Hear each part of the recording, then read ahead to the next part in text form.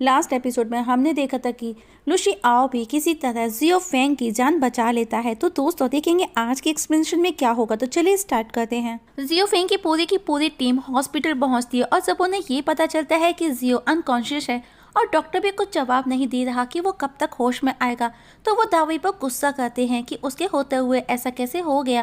किरिन दावी को पूछता है कि आखिर हुआ क्या था।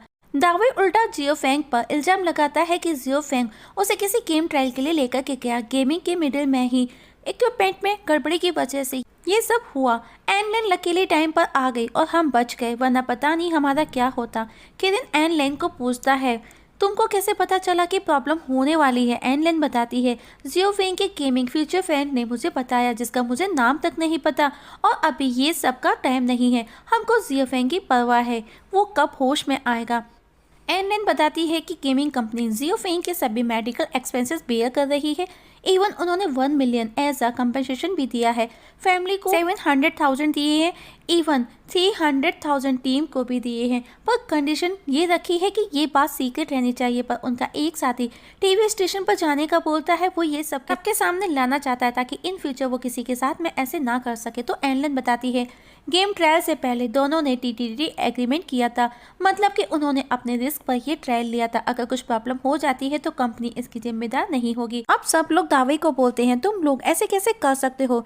दावे ये बोल करके बच जाता है कि एग्रीमेंट इंग्लिश में था, मुझे समझ नहीं आया, और वो कम्प्लीटली ऐसी बातें कर रहा था मानो वो कंपनी का फेवर में हो। तब उसका साथी उसे पूछता है आखिर तुम किसकी साइड लेना चाहते हो। दावे बोलता है इस समय मैं सिर्फ और सिर्फ जियो फेंग के बारे में सोच रहा हूँ। अगर चुप रह करके जियो फेंग को उसके फैमिली को इतना सपोर्ट मिल सकता है तो इसमें गलत क्या है। तुम्हारे इमोशंस किस काम आएंगे। मुझे भी परवाह है जियो की, लेकिन अगर हम कंपनी के अगेंस्ट जाते हैं तो उसके ट्रीटमेंट के लिए इतना पैसा कहाँ से आएगा। कौन करेगा उसके पेरेंट्स की केयर, क्या तुमने कभी सोचा है। पर किरिन को गुस्सा आ जाता है और वो उसे हेट करने लगता है। सब उन दोनों को रोकने लगते हैं, तभी नर्स आकर के उनको वहाँ से बाहर जाकर के झगड़ा करने का बोलती है। वहीं जियो फेंग के पेरेंट्स भी दुखी है, उसकी मदर का रो रो के बुरा हाल है। तभी दावे आकर के बोलता है जियो फेंग जल्दी ही ठीक हो जाएगा, आप चिंता ना करें, मैं और एनलेन दोनों मिलकर के उसकी अच्छे से देखभाल करेंगे। आप लोग मेरे पेरेंट्स के जैसे हो, तो प्लीज़ आप भी अपनी तबीयत का ध्यान रखें, आपको आराम करना चाहिए, ऐसे आपकी तबीयत बिगड़ सकती है। और एनलेन के साथ में उन दोनों के लिए खाना बनाता है।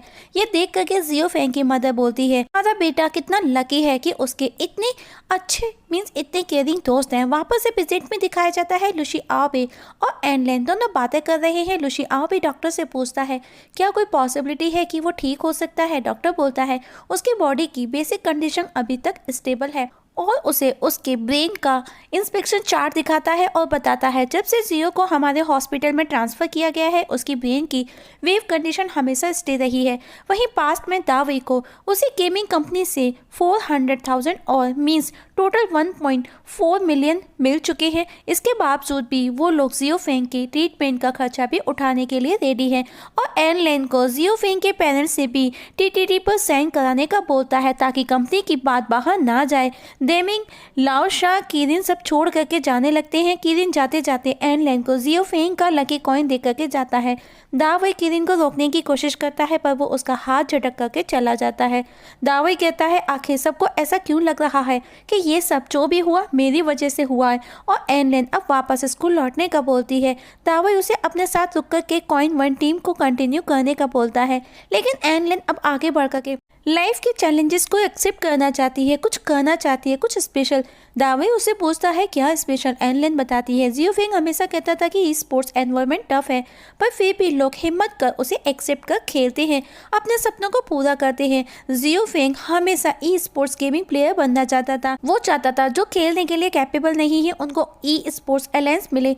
मैं उसके सपने को ज़रूर पूरा करूँगी, और जिस दिन उसे होश आएगा वो कितना खुश होगा जब उसे ये बात पता चलेगी। और वो दावे को छोड़ करके चली जाती है, पर दावे सोचता है वो दिन कभी नहीं आएगा। वहीं प्रेजेंट में लुशी आओबे चुकी के पास जाती से पैर में चोट लगी है और वो व्हील चेयर यूज करने का बोलता है, पर चूगी का कहना है कि वो ठीक है। लुशी आओ भी कहता है मैं अपनी व्हील चेयर किसी को टच भी नहीं करने देता, तुम लकी हो। चूगी उस पर बैठ जाती है और उसे बोलती है अगर मुझ पर हंसने आए हो तो यहाँ से चले जाओ। वो बोलता है वो उसका मजाक बनाने नहीं, उसे कंफर्टेबल फील कराने आया है। चूगी बोलती है वो ठीक है, पर वो कुछ भी नहीं कर पा रही। लुशी आओ पे बोलता है सिर्फ नूडल्स खा रही हो, क्योंकि एक नूडल्स उसके फेस पर लगा था, तो आज वो उसे कुछ डिलीशियस खाना खिलाने के लिए लेकर के जाता है। दोनों रेस्टोरेंट में बैठे लंच कर रहे थे, अभी डिंग डिंग वहाँ आकर के लुशी आओबे के पास आकर के चिपक करके बैठ जाती है। चूंकि कुछ जेलस फील होता है जब भी कोई लड़की लुशी आओबे के करीब आती है। लुशी आओबे डिंग डिंग से दूर होता है तो वो उसका हाथ पकड़ करके बैठ जाती है और उसके क्लोज होते हुए बात करने लगती है। ये देख करके चूंकि को गुस्सा आता है। लुशी आओबे उठ करके चूंकि के पास उसकी सीट पर बैठ जाता है और उसे चूंकि को अपना एज अ बॉयफ्रेंड इंट्रोड्यूस करवाता है। ये सुनकर के डिंग डिंग चौंक जाती है और उठ करके वहां से चली जाती है। चूंकि लुशी आओबे से उस दिन के बारे में पूछती है जब वो एनलेन को ढूंढते हुए उसके ऑफिस में पहुंचा था जियो फेंग को बचाने के लिए, पर लुशी आओबे कहता है कि वो एक्सप्लेन करना उसके लिए हार्ड होगा। चूंकि भी बोलती है कोई ज़रूरत नहीं एक्सप्लेन करने की। अब लुशी आओबे अपने बॉस गुओ के पास जाता है, वो उसे अपने छोटे भाई के जैसे ट्रीट करता है क्योंकि उन दोनों की एज में ज़्यादा डिफरेंट नहीं है। गुओ से बताता है कि उनके बॉस वेई फिंग हॉल ने मुझे खाने पर इनवाइट किया, उन्होंने तुम्हारी बहुत तारीफें की, इवन वो तुम्हारे साथ में कॉपरेट करना चाहते हैं। पिछले 2 साल से वो हर बार न्यू रिकॉर्ड बना रहे हैं, तो इस साल भी वो फाइनल तक कंटिन्यू करना चाहते हैं और मुझे लगता है कि ये तुम्हारे लिए एक गोल्डन चांस होगा। लुशी आओबे उसे पूछता है एक प्लेयर का कितना चार्ज होगा, मैं अपने टीम के सभी मेंबर्स को लाता हूँ। गुओ बोलता है क्या तुम पूरी टीम को खरीदने का बोल रहे हो। लुशी आओबे उससे वापस प्राइस पूछता है और अपनी टीम के पास पहुँचता है और बताता है गुओ सिर्फ मुझे टीम में शामिल करना चाहता है, ना कि हमारी टीम को। उसने मुझे वेई फिंग को सेल कर दिया है और क्लब को भी बदल दिया है। तब चेंग हाओ बोलता है क्या तुम कोई आइटम हो जो उसने तुमको सेल कर दिया।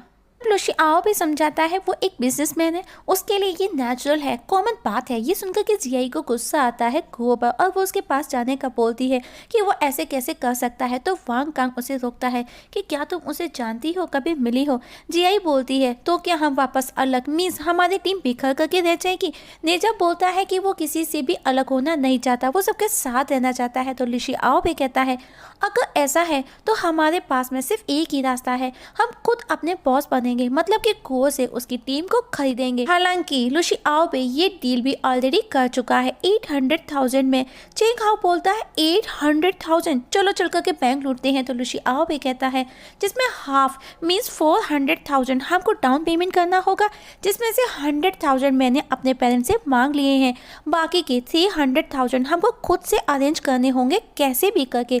चेंग हाओ बोलता है तुम्हें नहीं लगता तुमने कुछ ज़्यादा ही जल्दबाजी कर दी ये फैसला करने में, ये बिजनेस होगा ना कि कंपटीशन, क्योंकि इतनी बड़ी रकम उनके लिए कलेक्ट करना हार्ड था। क्या तुमने सोचा अगर बाकी की रकम अरेंज ना हुई तो हमारे साथ में क्या होगा, हमारे हाथ में सिर्फ निराशा हाथ लगेगी। लुशी आओबे बोलता है मैं समझता हूँ, लेकिन कॉन्ट्रैक्ट टीटीडी अभी तक नहीं हुआ है, अगर तुम लोग नहीं चाहते, तुम लोग रेडी नहीं हो तो मैं मना कर सकता हूँ, अभी हमारे हाथ में है। सब सोचने लगते हैं कि आखिर क्या करें, क्योंकि उनके लिए ये अपॉर्चुनिटी थी। जियाई दौड़ करके अंदर रूम में जाती है और अपना वॉलेट देते हुए बोलती है वो टीम में शामिल होना चाहती है, इसमें उसकी सारी सेविंग्स है। वांग कांग भी अपने कार्ड्स दे देता है जिसमें वो सेविंग करता है। चेंग हाओ और नेजा भी अपना अपना कंट्रीब्यूशन करते हैं। लुशी आओबे ये देख करके बहुत खुश होता है कि उसकी पूरी टीम रेडी है। वहीं ऑफिस में चूंकि एनलेन के पास में लीगा प्रो का एफिडेविट लेटर लेकर के पहुंचती है, लेकिन एनलेन उसे एचआर डिपार्टमेंट को हैंड ओवर करने का बोलती है क्योंकि वो खुद मोबाइल में बिजी थी, पर वो लेटर इंपॉर्टेंट था तो चूगे वेट करने का बोलती है। एनलेन उसे पूछती है ऐसा क्या खास है। चूगे बताती है न्यू शेयर होल्डर एक एक्टिव प्लेयर। ये सुनकर के एनलेन पूछती है किस टीम का।